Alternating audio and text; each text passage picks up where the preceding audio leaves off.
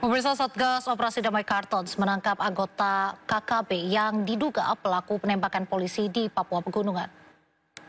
Satgas Operasi Damai Kartens dan Polres Lanijaya menangkap seorang anggota KKB, Dugi Telenggen alias Dugwi Kugoya, terduga pelaku penembakan anggota Polri dan warga sipil. Dugi ditangkap di Kampung Ulume, Kabupaten Lanijaya. Dugi mengakui keterlibatannya dalam aksi penembakan terhadap anggota Polres Lanijaya, Brigpol Johan Siparani, yang gugur dalam insiden di Distrik Tiom, Kabupaten Lanijaya 10 September 2024. Pelaku juga mengaku menembak seorang warga sipil bernama Adi Yohanes Abilio Valo dalam kejadian yang sama. Dari tangan Dugi, petugas mengamankan 1 unit ponsel, buku catatan, 2 lembar fotokopi KTP, 1 kartu identitas pribadi, dan 2 tas noket kecil berwarna hitam. Dalam pemeriksaan awal, Dugi Telenggen terbukti ikut terlibat dalam penembakan terhadap anggota Polres Lanijaya atas nama Brigpol Johan H. Sibarani yang terjadi pada tanggal 10 September 2024 di Distrik Tiom. Dari tangan pelaku turut diamankan sejumlah barang bukti, antara lain 1 unit handphone, buku catatan, 2 lembar fotokopi KTP, 1 kartu identitas pribadi, dan 2 tas noken kecil. Keberhasilan ini menjadi bukti nyata komitmen Satgas Operasi Damai Kartens dalam menindak tegas pelaku kekerasan bersenjata dan menjaga stabilitas keamanan di wilayah pegunungan Papua. Satgas akan terus melanjutkan pengejaran terhadap jaringan kelompok kriminal bersenjata lainnya demi menciptakan Papua yang aman, damai, dan bermartabat. Kesal 2 teman tersenggol oleh mobil pickup hingga terjatuh, sekelompok remaja mengancam sopir dengan busur panah dan badik. Polisi menangkap keempat remaja dengan barang bukti 15 anak panah busur dan 2 badik.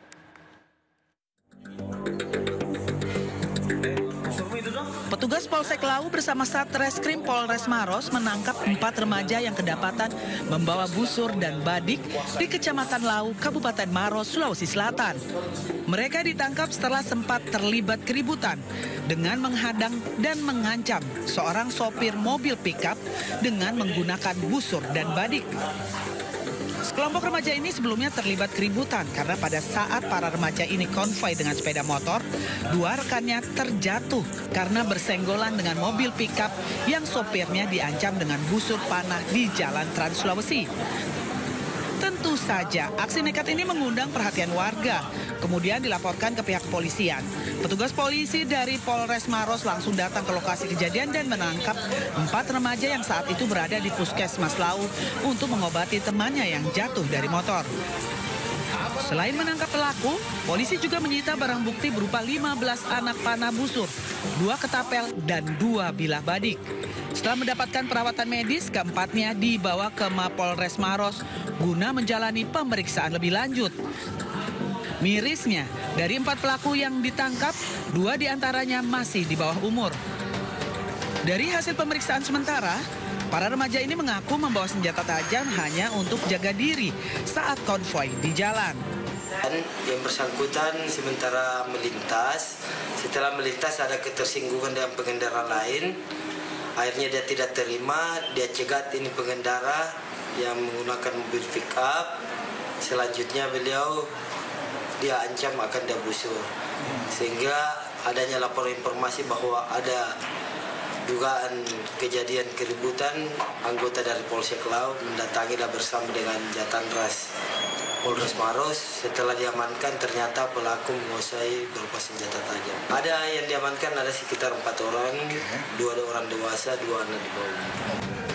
Akibat perbuatannya, para pelaku masih menjalani pemeriksaan di Mapolres Maros dan terancam dijerat dengan Undang-Undang Darurat tentang kepemilikan senjata tajam tanpa izin dengan ancaman hukuman hingga 10 tahun penjara. Kepala desa di Indramayu, Jawa Barat diduga terlibat aksi pengeroyokan terhadap seorang dokter dan 2 karyawannya. Akibat pengeroyokan, korban menderita sejumlah luka.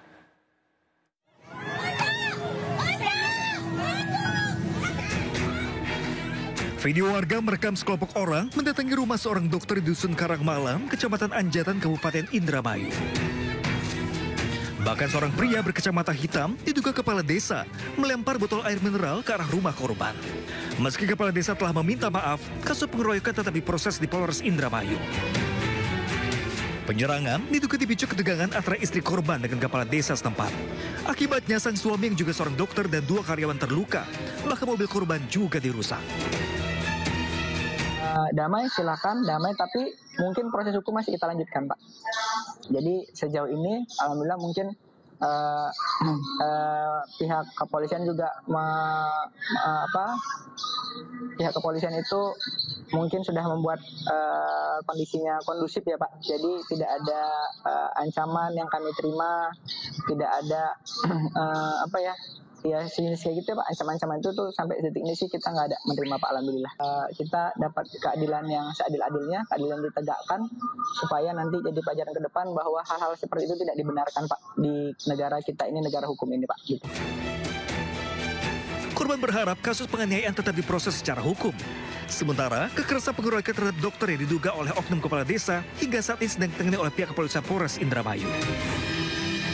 Dari Indramayu, Jawa Barat, Toy Iskandar, iNews melaporkan. Panik ketahuan mau mencuri. Pencuri tersangkut di pagar rumah saat mencoba melarikan diri. Pelaku yang tak berdaya akhirnya ditangkap warga.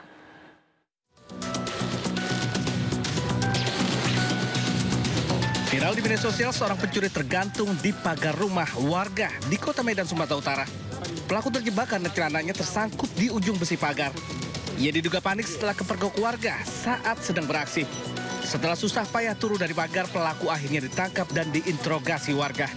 Diketahui pelaku masuk ke dalam pekarangan rumah warga dengan cara mengendap-endap dan sempat menutup kamera pengawas. Ada tidur-tidur di situ, di teras itu. Jadi dia keluar mau naik pagar. Namanya udah tua mungkin nggak, pagarnya nggak tinggi, nyangkut. Itu gantung lah gitu ceritanya. Barang nggak ada yang hilang. Apalagi dari CCTV yang punya rumah, dia udah membalikkan CCTV itu mengarah ke sana. Lantaran tidak ada barang yang hilang dan pemilik rumah tidak membuat laporan resmi, pelaku akhirnya dibebaskan. Dari Medan, Sumatera Utara, Ahmad Ridwan Nasution, iNews melaporkan. Kecelakaan maut melibatkan truk molen dan 2 sepeda motor di Gunung Kidul, Yogyakarta. 3 korban tewas.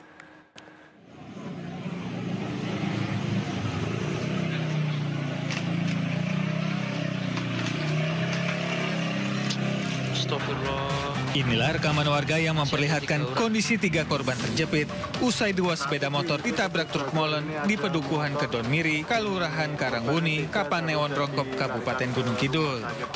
Diketahui ketiga korban bernama Masud Zairi 19 tahun, Bima Dwi Satmoko 21 tahun dan Rianto Budi Santoso berusia 56 tahun. Ketiganya tewas dengan luka parah di tubuhnya. Proses evakuasi berlangsung dramatis. Petugas menggunakan mobil derek untuk mengeluarkan korban dari bawah truk. Kecelakaan diduga akibat truk molen melebar saat menikung hingga menabrak 2 sepeda motor dari arah berlawanan. Ada kendaraan 2 sepeda motor yang mengarah dari arah Rongkop menuju Giri Sobo. Kemudian sesampainya di TKP, jalan menanjak dan menikung. Dari arah berlawanan terdapat kendaraan truk barang yaitu truk molen dari arah yang berlawanan. Kemudian karena dari arah berlawanan truk molen itu menikung agak ke kanan. Terjadilah kecelakaan di TKP yang menyebabkan 3 korban meninggal dunia.